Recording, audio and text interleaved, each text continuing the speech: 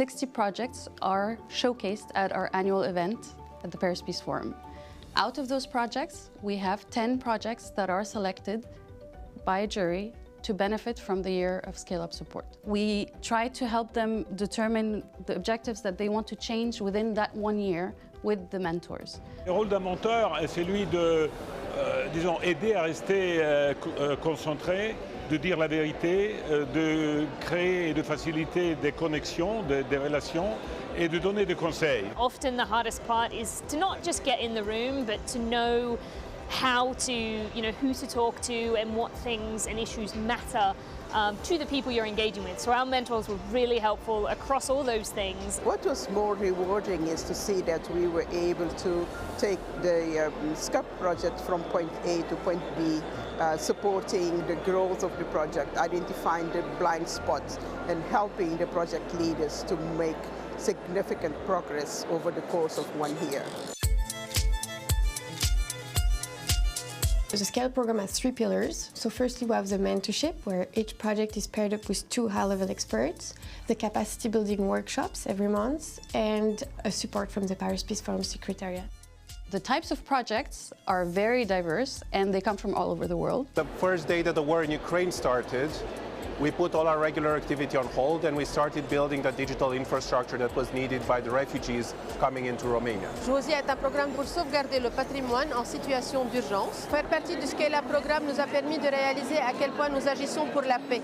Empatia is a project that promotes the use of AI to solve public issues such as health, development, or climate change. The purpose of the initiative is to create collaboration on environmental issues across the India-Pakistan border on issues like air pollution, water usage, and sustainable agriculture. The Scale-Up program is an accelerator of global governance solutions. We aim to help project teams be better equipped to influence and challenge governance, and ultimately help them amplify their impact and their reach. Being recognised for the work we were trying to do to make change globally out of Africa and out of the global south was part of what the Scale Up Award meant for us. We've had a phenomenal year throughout the SCUP program, and I think the secret to kind of growing and scaling impact is collaboration. To both project leaders and to experts, we ask them, please join us and get involved with the Scale program.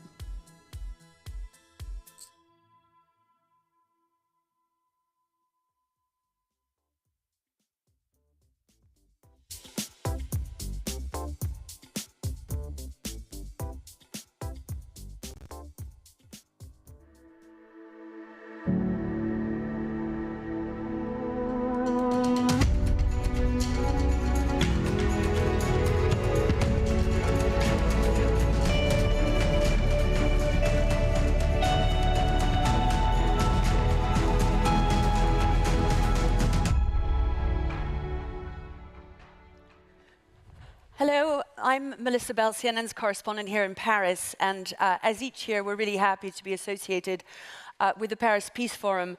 The timing of this year's event, of course, brings us no doubt a history-changing election. Its definitive, decisive result, no doubt, given not just what we heard in the campaign, but the kind of people that Donald Trump has surrounded himself with, lets us imagine a mandate that he believes is decisive will allow him to carry out the much more radical program that we believe he has. And of course, that's going to have huge implications for the world. And that's what we're going to be discussing today with my very distinguished and varied in terms of international regions panel. Let me introduce, please, Eric Pilowski, who is a former senior director of the US National Security Council, Fu Ying, president of the Center of International Security and Strategy at Tsinghua University, also a former vice minister for foreign affairs, Ghassan Salameh, professor emeritus of international relations at Sciences Po, also a former minister, Celso Amorim, chief advisor to the president of Brazil, former foreign and defense minister, and Arantxa González Laya, dean of the Paris School of International Affairs, also a former minister of foreign affairs. Do please join.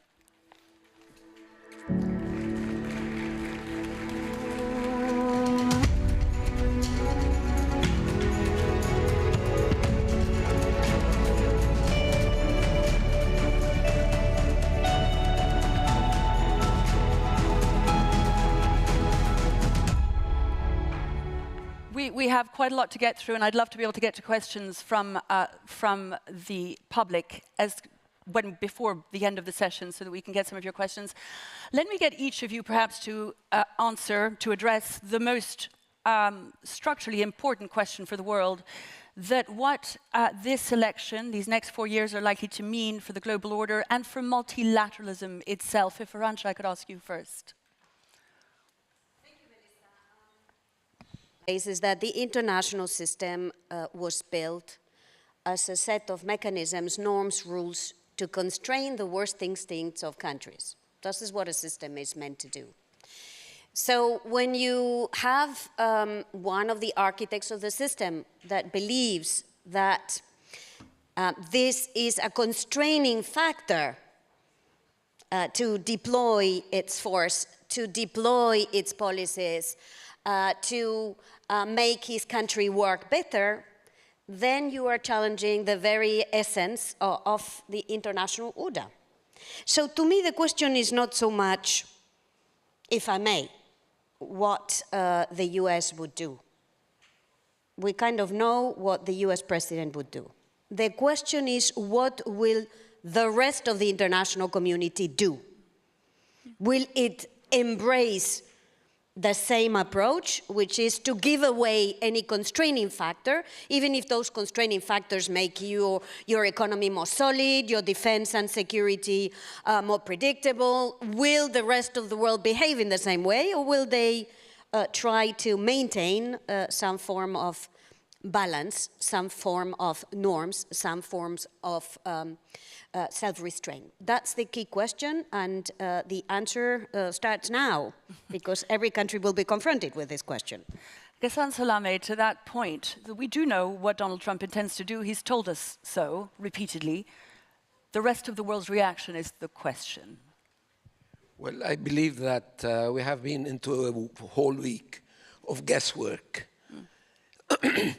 First, to what extent is Trump 2 going to resemble Trump 1? Second, who's going to be the one he's listening to? Because we know that he has this tendency to basically believe the last one he listens to. And the third question, to what extent an almost 80-year-old man is still intent on being disruptive? And a fourth question, to what extent he has the means to be disruptive. And the fifth question, to what extent the nation that has played a very important role in building the international institutions is ready to support a president who can or have an idea of disrupting them or deconstructing them. These questions are serious, and to these questions we are not going to give an immediate answer. What is certain is that multilateralism is not in good shape before Mr. Trump was elected. The Security Council is paralyzed, the WTO is paralyzed, a number of important institutions of the international system are not working well. A few agencies, UN agencies, compensate for the fact that the political structures are not doing very, very well. Therefore, we are faced with a situation where the multilateral system is not doing well, and we have a new president of the most powerful nation who is intent on disrupting a system that is not doing well. To make it even more chaotic or even more paralyzed, or to help produce a more active, though different, international system? This is the big question. And to this question, he cannot be the only one to answer. Because although the US is the most powerful country in the world, the US is not God. And certainly Trump is not God himself. Salsa Marim, if you could pick up on that maybe, the idea that it's not all Donald Trump's fault. This system was already fragile. Multilateralism had already taken a bunch of knocks. Well, thank you. Well, certainly Trump is not God. Neither was Biden, nor is anyone else. I don't know. I try to, in any situation, I try to look to the bright spot. Of course, the bright spot here may be very small, but if you don't concentrate on the bright spot, everything goes bad. You concentrate on the bright spot and try to enlarge it. In the case of Trump, the bright spot would be a certain dose of realism, which I think is positive. Well, if you were in a kind of Brave New World or end of history phase, but we were not. We are already facing two of the major wars, two wars that may become...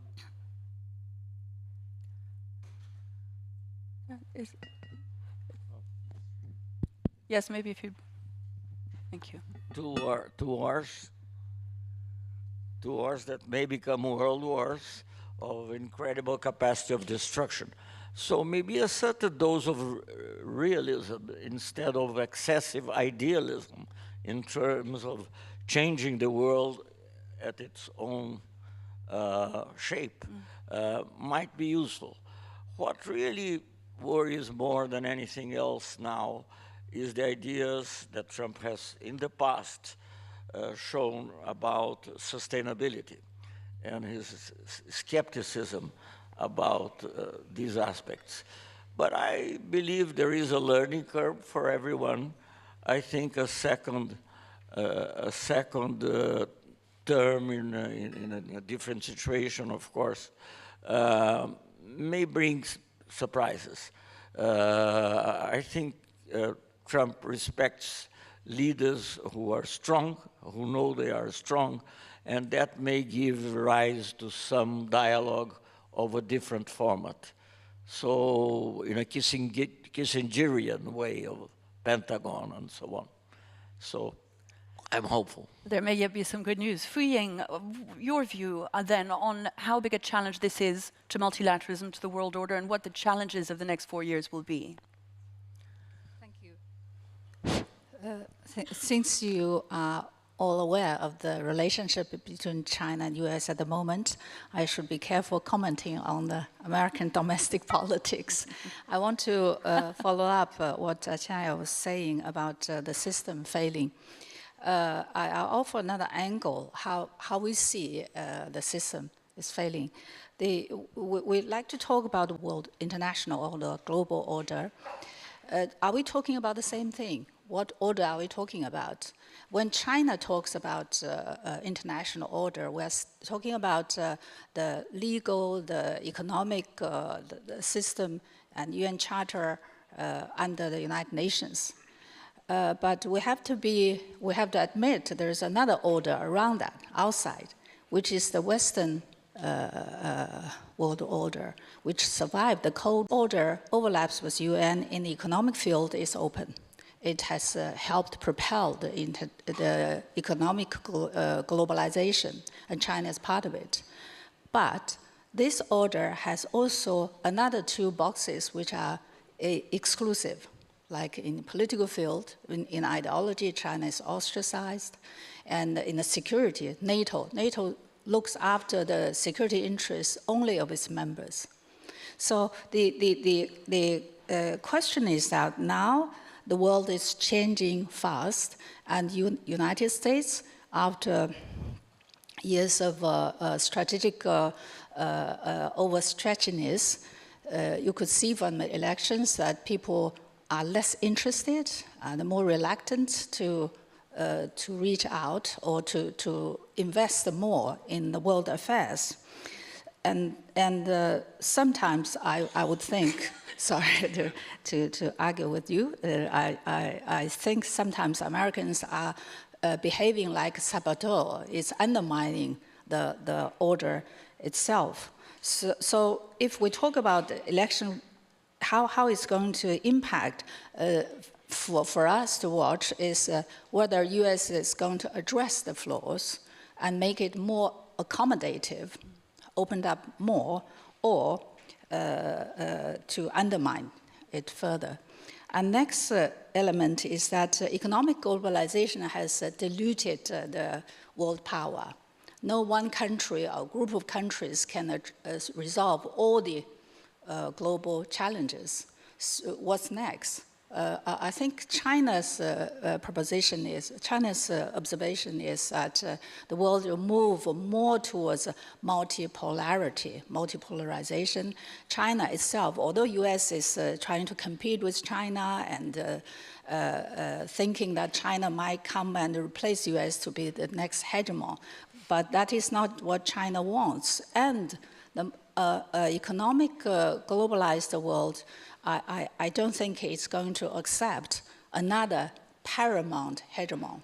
So how are we going to manage a multipolar world? Can we find the right path? I think that's the meaning of the Paris Peace Conference as well. Eric Pawlowski, I'd love your view on that, the idea that we have moved towards a multipolar world and that electorates, including the American electorate, are repositioning themselves towards that kind of world where foreign policy is more isolationist, where trade thinks of home first, and where the role of America is different to what it was during those post-war years that you mentioned. So I would say, speaking for myself, that and there's only one American who voted in an election that we're all still trying to unpack, that it is not a new thing or an unusual thing to have swings of the pendulum between countries that are focused internally more so than others, and frankly, an outgoing and outward-facing country for long periods of time is actually quite rare. I think a lot has been built based on those periods of time. The UN, the WTO, a number of other international organizations. And I think that these institutions have seesawed between effectiveness and just complete calcification. And you know, if you look at the 70s and 80s, the Security Council was basically logjam. The Korean War resolution, I think, passed because the Russians stomped out. And so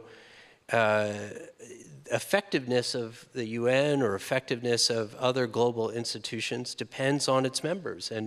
And China obviously has made a transition from a developing country receiving aid to a country that is in a position to give aid and yet still receives some lending from the World Bank. So there are transitions going on all the time, and obviously as one makes that transition, one also has to change the way one takes on responsibilities globally.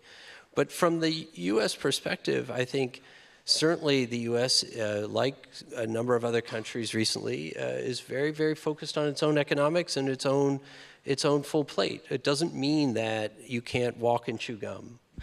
On that, you mentioned the WTO, both Celso and Arantxa, you have experience of it. The tariffs, one of the things that we know, we've got the figures, we've got the amount, we know it's coming.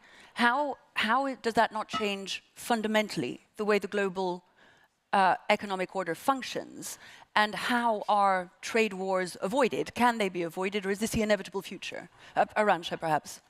Celso first, then Arantxa. Yes. Well, I think the worst consequence of recent times, so to say, the crisis in 2008 and so on, was the debacle in the WTO. Maybe it's personal view because I was there and I fought so much with Pascal Lamy, who was the chairman here, and others, for a better and more liberalized, but also more fair trade system. And I think, of course, that was the end of Bush government, but Bush still fought, not until the last end, but he fought for a deal. And I really am afraid to say, because, you know, personally, I have a sympathy for the Democrats. I mean, if I were an American, President Lula already said who we would vote, so I would vote the same way. But the question is that with the Obama government, the disdain for the WTO started, with the priority for regional agreements, the Pacific Agreement and so on. So the WTO already was put in the second plane. Then, of course, with Trump, there was this the paralysis of the dispute settlement. So anyway, it's very much far in the horizon, the recovery of the WTO, in my opinion. I think now what we can hope for is a balance between the countries, because people have spoken a lot in the last few years, I'm sorry, I don't want to take long, about a rules-based order. But a rules-based order. But a rules-based order doesn't say who establishes the rules. And I think this is probably one of the main problems. So since we can't have a perfect multilateralism, which we would like to have, maybe we can have some sort of civilized multipolarity in which the balance between some groups of countries can help. Just to finish this thought, for instance, once a good friend, a former minister of another country, asked me, Celso, why does Brazil put so much emphasis in BRICS?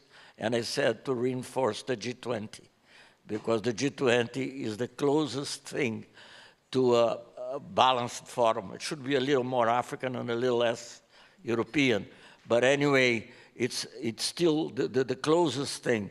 And the fact that the BRICS is stronger makes the G20 stronger. Otherwise, the rich countries will be dealing only in the G7 and inviting countries a la carte. Arantxa, your view, that political cooperation, no doubt, will continue and find other forms and other forums. But are tariffs and the counter-tariffs that necessarily ensue not necessarily the opposite of cooperation and aggressive? I think on international trade, there is three things that need to be kept in mind. First, a tariff is a tax on consumer. Tariffs are taxes on consumers. So if you hike trade tariffs, you're hiking taxes to your consumers. Second, one country's exports are another country's imports. So if you hit someone on the head, that someone will hit you on the head, especially if that someone is a large trading partner. Let's call it a large trading partner rather than calling it by its own name. And number three, if you are concerned about the impact that trade opening has on your economy, and more largely, if you're concerned about the impact that technology has in your economy, and you should, because technology is having a huge impact on your economy, is changing comparative advantages, it's changing the labor market, it's impacting big time on workers. If you care about this, don't look at the WTO. Look at the strengthening your social safety nets at home.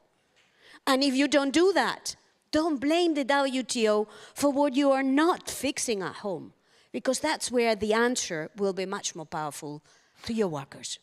Ghassan Salameh, individual governments, the European Union, are going to spend a lot more time having to fight their own corner and sort their own stuff out. That's fundamentally the fact, whether it's to do with the economy or security or anything else. Are they ready?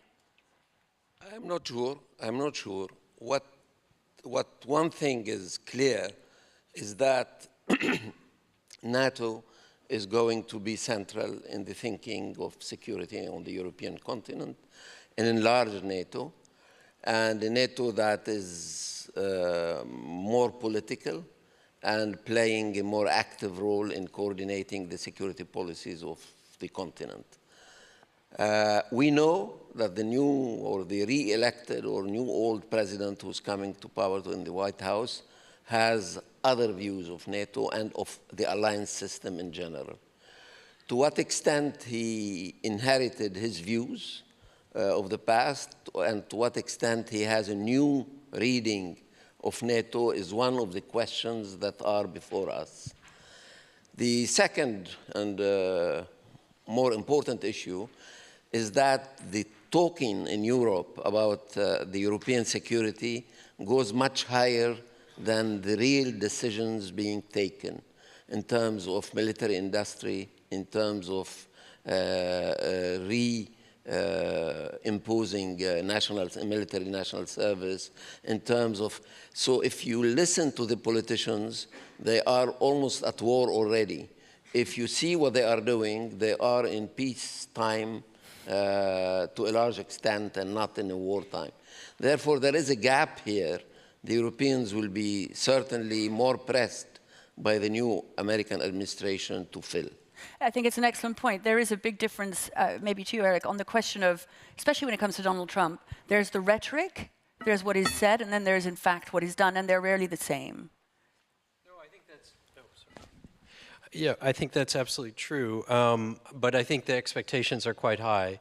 I mean, if you look at just the exit polls, 51% of voters trust Trump more on the economy, 69% coming out of the poll booth said that they thought the economy wasn't doing well or was doing poorly. And so from that standpoint, the pressure is on to deliver in what an economy that's even stronger than the existing economy he's inheriting. Now, how does one do that? Well, he's made lots of promises about tariffs. We've talked a little bit about tariffs. I think one has to really think about how that happens. In the last time he had the opportunity to run the economy, the tariffs rolled out against Europe first, against friends first, and then China. And so by the time you got around to the China tariffs, the administration had alienated all of the people that it should have wanted to be aligned to address issues that they were raising with China. And those tariffs led to a reduction in manufacturing jobs in the United States. About 245,000 jobs, manufacturing jobs were lost.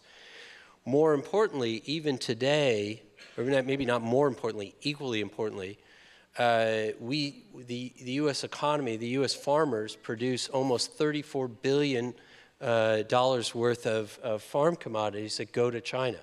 So if you're going to target China, you have to acknowledge that 20% of our exports are in their quiver to respond to, as Arantxa said.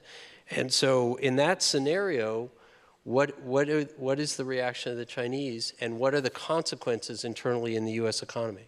I think it's an excellent point. These are two countries that were heavily involved with each other economically. The first Donald Trump term saw not just the tariffs, but of course the rhetoric. Again, lots of China bashing, again, on the campaign trail this time.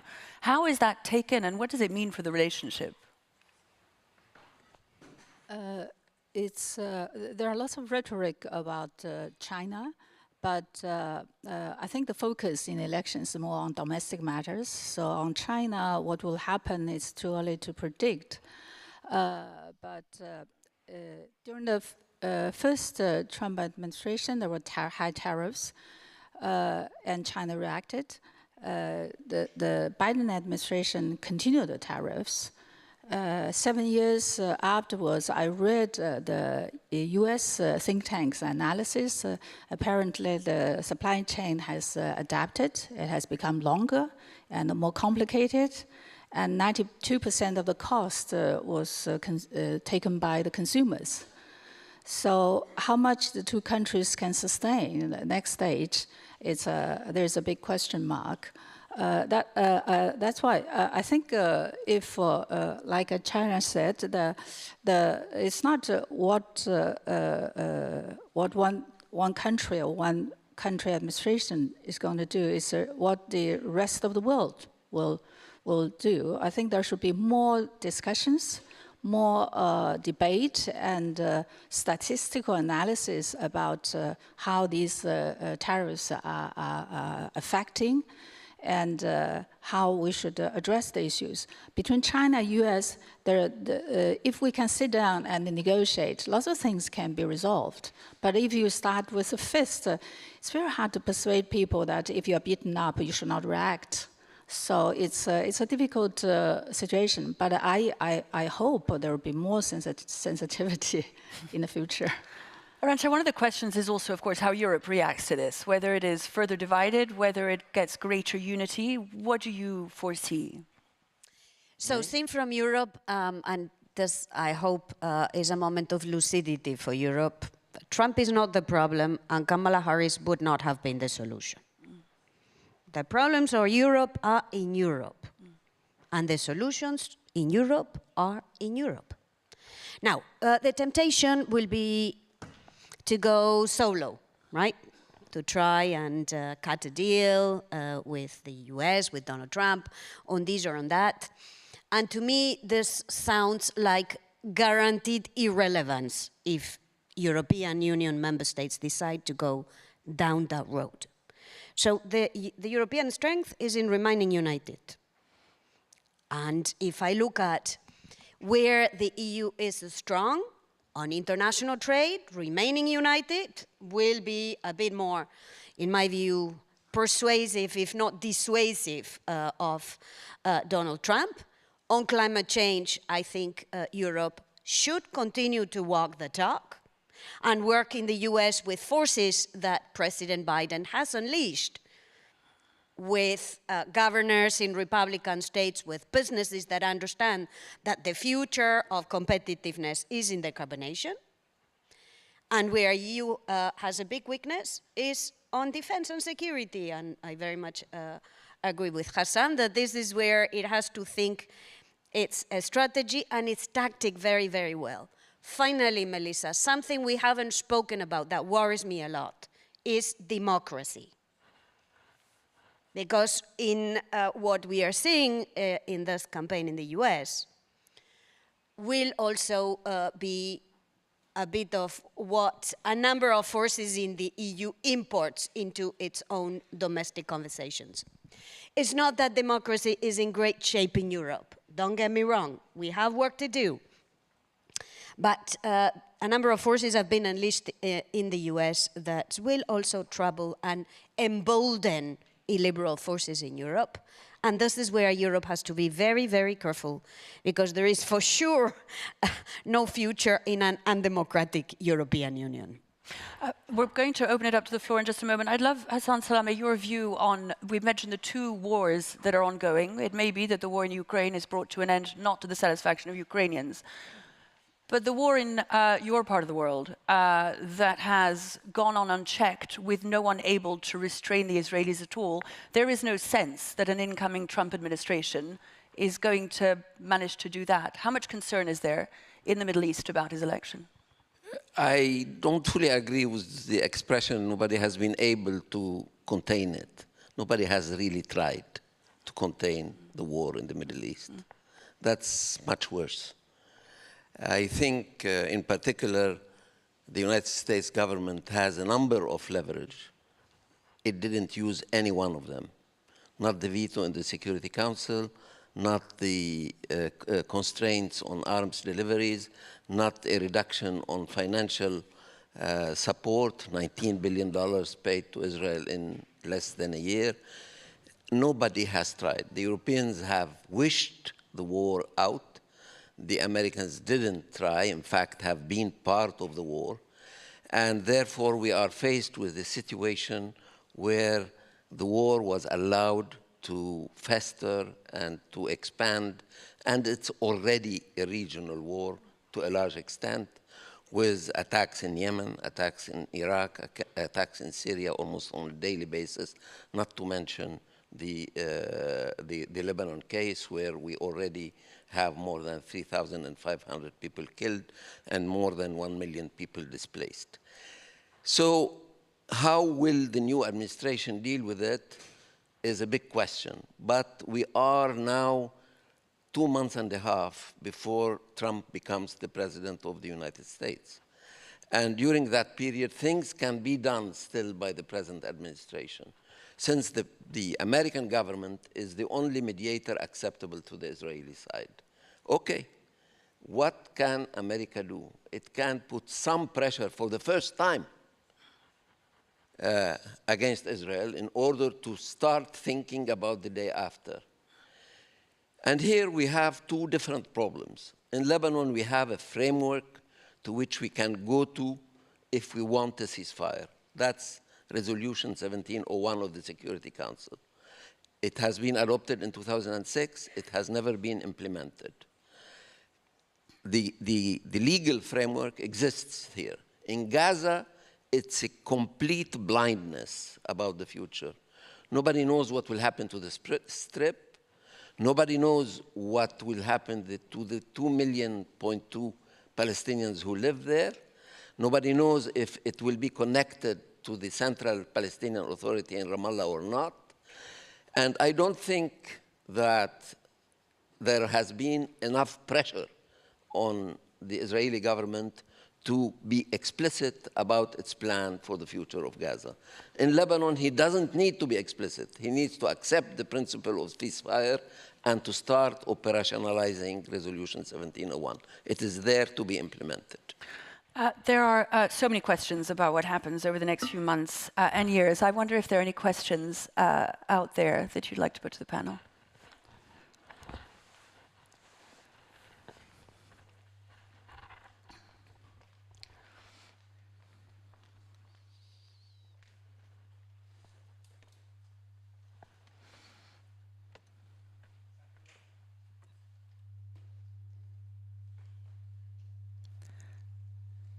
Having microphone issues today.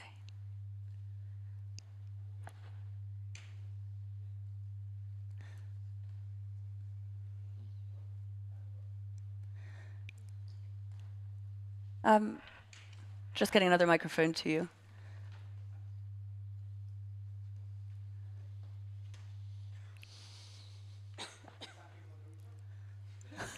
You'll just have to shout.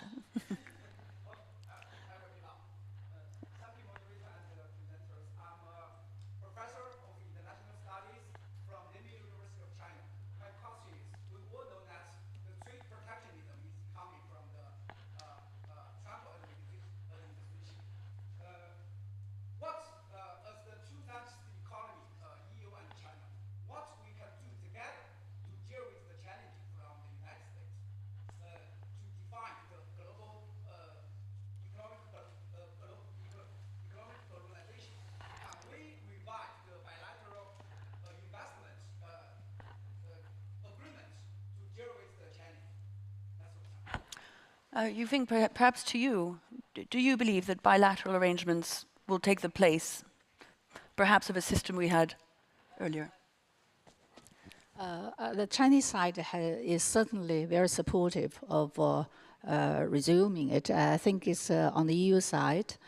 There might be some administrative difficulties, but I think the fact that the two sides, in spite of all the difficulties, with many, many years of negotiations, could finally agree on the text. It's valuable, and I hope it can open soon. Eric, what's your view on that? So I think that obviously bilateral agreements are both possible and plentiful, right? We have a fair number of them. I had not thought that I would hear the words stage one agreement ever again. It was the agreement that the Trump administration made with the Chinese government. And so I was, but it was on the news 2 or 3 times yesterday. And so I was Googling furiously last night just to figure out where we stood.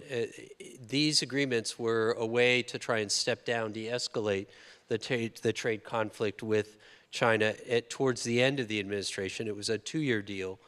And the Chinese agreed to purchase a certain amount of goods from the U.S. in exchange for some tariff reductions over a certain period of time above a certain baseline. And now I've really lost everybody because it's entirely too boring.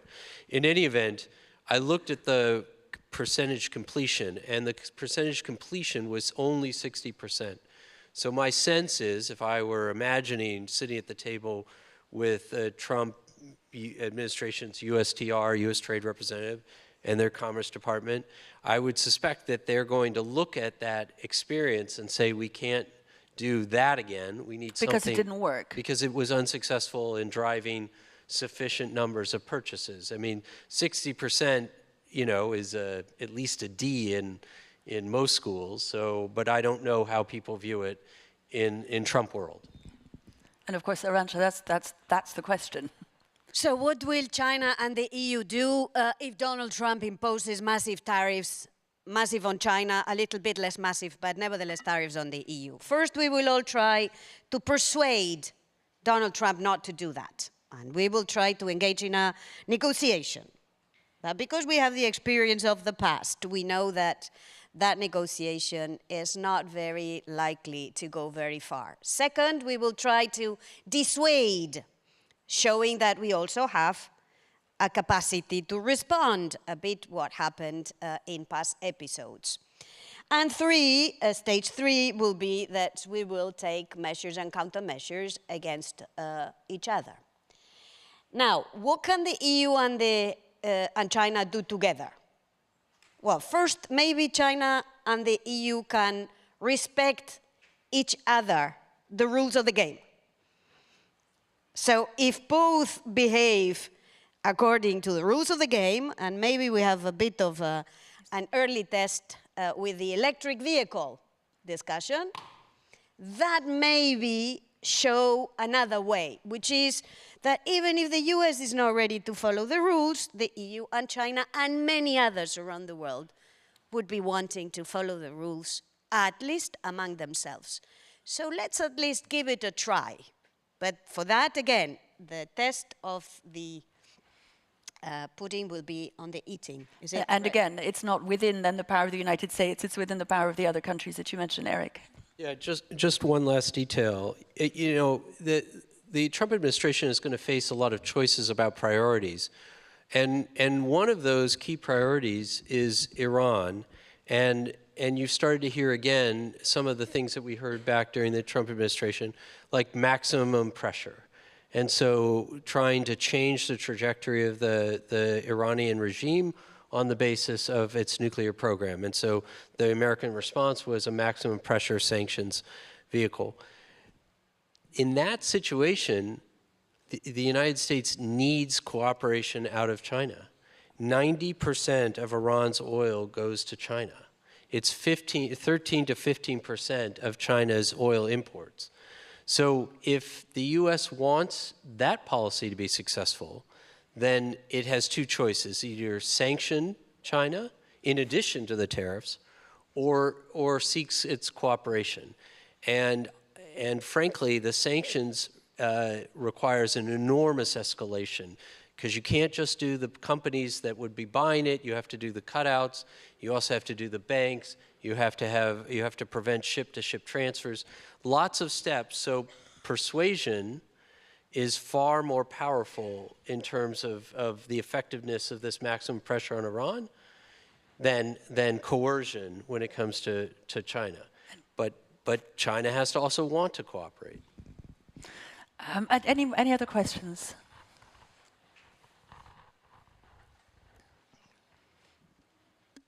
Thank you very much for a really enlightening discussion. I'm Marina Gillespie from the Paris School of International Affairs at Sciences Po. We spoke briefly there about the differentiation often between Trump's rhetoric and his policies, and also given the previous comments that he's made about threats to potentially reduce the